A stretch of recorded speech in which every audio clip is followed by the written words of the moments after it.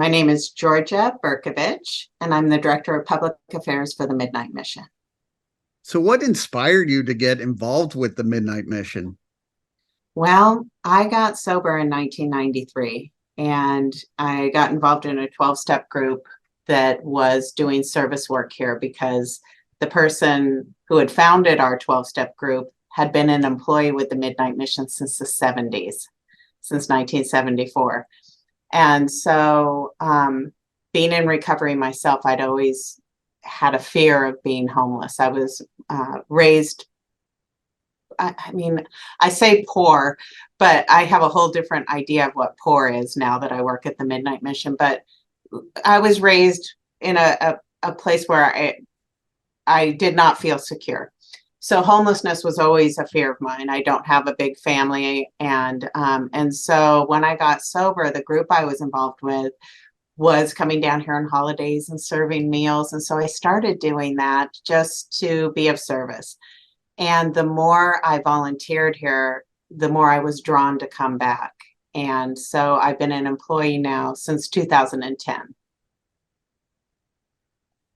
What are some of the things the Midnight Mission does? So we provide immediate subsistence, which we call our emergency services. 3 meals a day, every day, 365 days a year. We serve almost 1 million meals a year.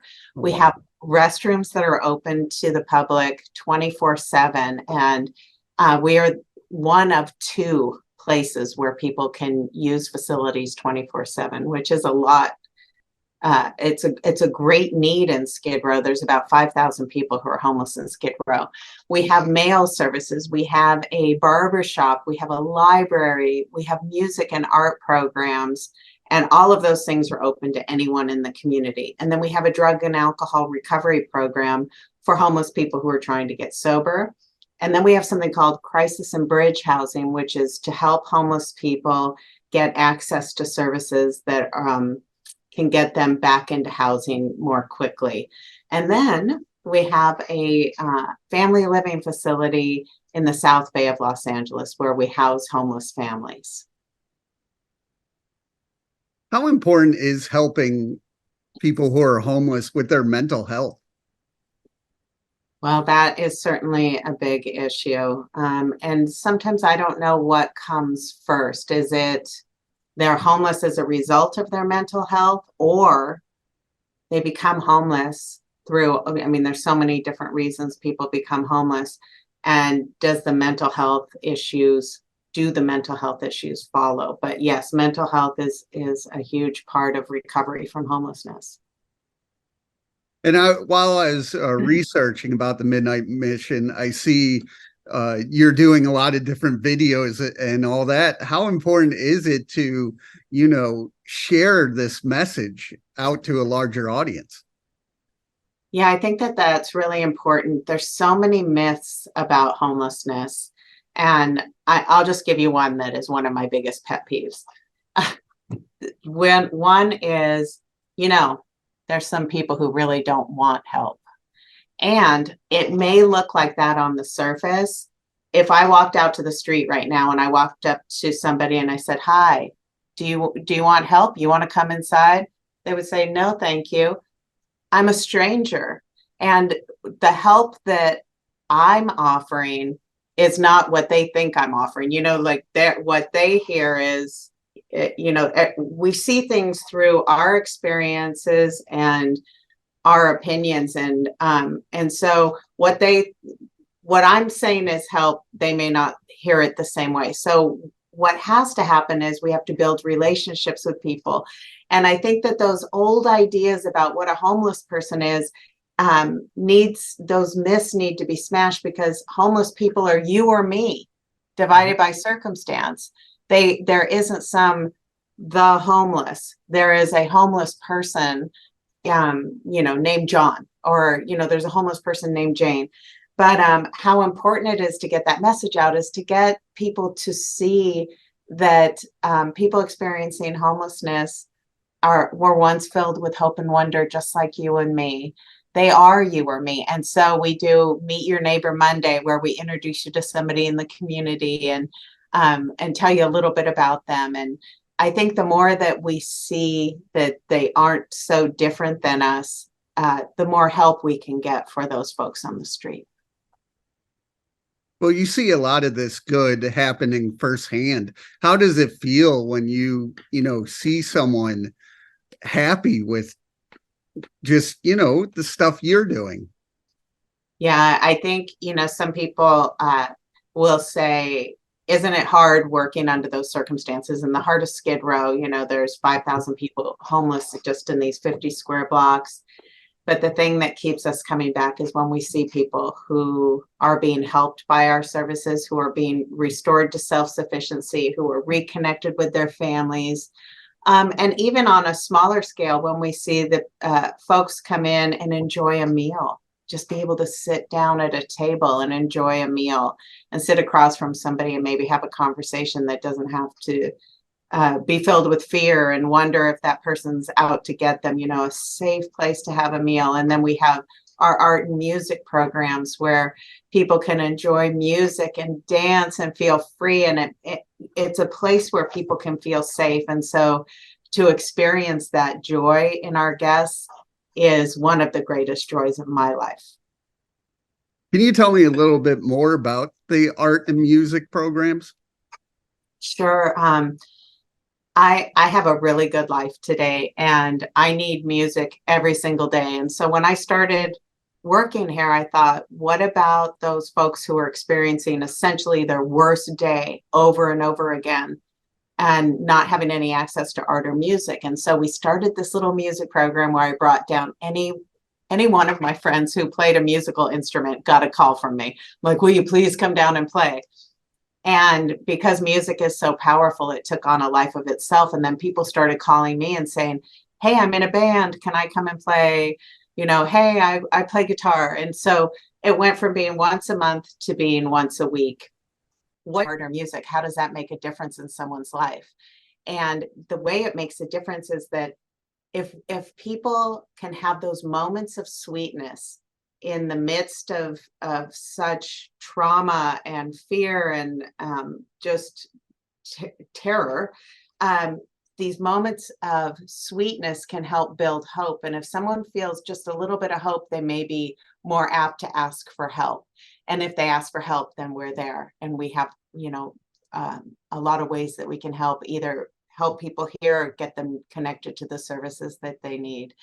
And also during that hour and a half of art or music, we get to connect with people at a whole different level. Most homeless people are used to having people not look at them, not engage with them. And in this case, it's a shared experience. Music is a great equalizer, just like pain. When we're listening to music, we're all the same. We're all on the same level. And so it's this sacred space for us to meet and get to know each other. And back to the comment earlier, is to build those relationships. So when we ask somebody if they want help, maybe instead of saying no, this time they say yes, because now we have a relationship and they trust us. Yeah, how important is a tool like empathy? Oh my gosh, it's everything. You have to be able to you have to genuinely love people. You have to be able to put yourself in someone else's position. I think that's really important, because just because it seems simple to me, the solution seems simple to me, it may not to someone else. Or just seeing things through different people's eyes. And the people who are living on our streets, either before they became homeless or definitely since being homeless, have experienced horrific trauma. And just simply getting out of bed or getting up from the street where they've slept the night before and getting a shower and getting dressed is really a challenge. It's not that easy to sell yourself at a job interview. Why don't they just get a job? Well, okay, first they have to have a good night's sleep. Where do you get a good night's sleep? Get a good shower, get dressed, and then have that self-esteem to be able to promote yourself. So What are some of the things that motivate you? Um, well, I think my greatest motivation is in helping others. You know, I sought my whole life. I was always looking for happiness. You know, where's my happiness? How am I going to be happy? I just want to be happy. That idea. And it always seemed like happiness was always eluding me. I was always so close. Once this situation gets worked out, once work is okay, once finances are okay, then I'll be happy. Then I'll be happy. And it wasn't until um, I came to work here really that I learned in setting aside my happiness and looking to be of service to other people. The byproduct is happiness. The byproduct of helping others is joy. And so there's great joy in making a difference in someone else's life. And I think, you know, I've heard a lot of the musicians who come here say this, and I know our staff says this, uh, that we are healed in helping others to heal as well. Where would you like to see the organization next, say, 3 to 5 years? That's a good question. I was just meeting, we have a brand new president and CEO. He just started August 1st. His name is David Oh, Prentice. wow. Really? Yeah. He's been an employee here for a while though. So he understands what we do and has, you know, a lot of experience with homelessness and recovery. And our recovery program is a big part of what we do. And so something we're working on right now is expanding our recovery services into the valley. Right now, we're in the heart of Skid Row at 6th and San Pedro. And so it's a difficult area to try and recover from drug and alcohol abuse because you walk outside and there's somebody out there right now waiting to sell you something. And so we're opening up a recovery place in the valley where it'll be men and women's recovery. And so that's something that we're working on in the next 3 to 5 years.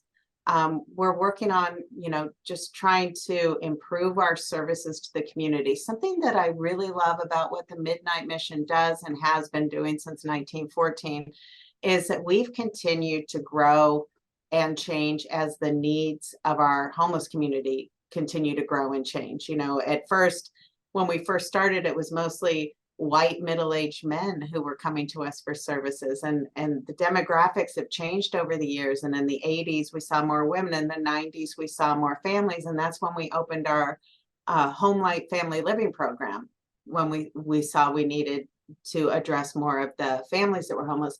And then we started seeing more and more women who are homeless, so we opened our women's crisis and bridge housing. And so I think, you know, it's just really staying up to date with what the needs are. And because we're not reliant on government money, we can, you know, adjust our services to address the most critical needs of our community. How can people reach out and learn more? Then go to our website, midnightmission.org. And we are on every social media platform, including TikTok. We're fairly new to TikTok, but we're doing a lot of great videos of volunteers here and more of those meet your neighbor kind of features where we introduce you to someone in the community that you might not meet otherwise. Somebody who's unhoused, and you get to know a little bit about them. So we're on every social media site, our website. If you're interested in volunteering, you can email volunteer@midnightmission.org. If you're interested in donating, you can do that through our website. And there's a ton of ways to volunteer and get involved.